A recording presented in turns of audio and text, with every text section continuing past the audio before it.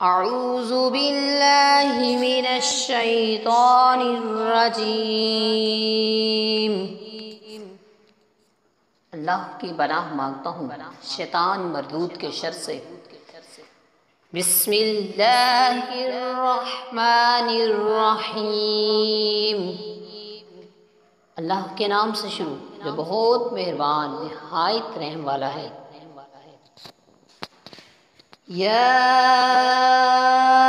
ایھا الناس اعبدوا ربکم الذی خلقکم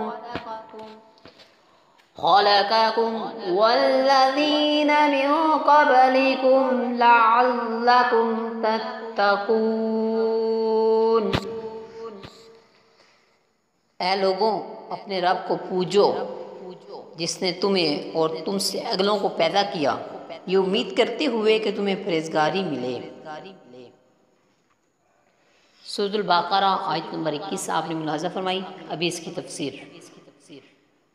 سورۃ بقرہ کے شروع میں بتایا گیا کہ یہ کتاب متقین کی ہدایت کے لیے نازل ہوئی، پھر متقین کے اوصاف ذکر فرمائے، اس کے بعد اس سے منحرف ہونے والے فرقوں کا اور ان کے احوال کا ذکر فرمایا تاکہ سعادت مند انسان ہدایت و تقوی کی طرف راغب ہو اور نافرمانی بغاوت سے بچے۔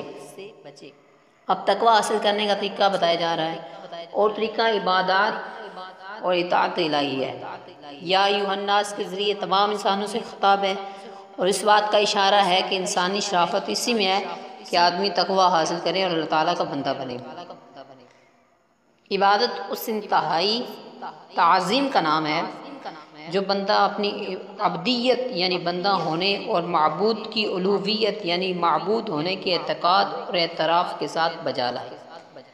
یہاں عبادت توحید اور اس کے علاوہ اپنی تمام قسموں کو شامل ہے۔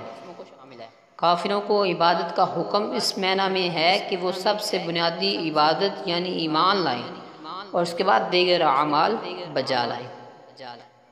لعلکم تتقون، تاکہ تمہیں پرہیزگاری ملے۔ اس سے معلوم ہوا کہ عبادت کا فائدہ عابد ہی کو ملتا ہے، جبکہ اللہ تعالیٰ اس سے پاک ہے کہ اس کو عبادت یا اور کسی چیز سے نفع حاصل ہو۔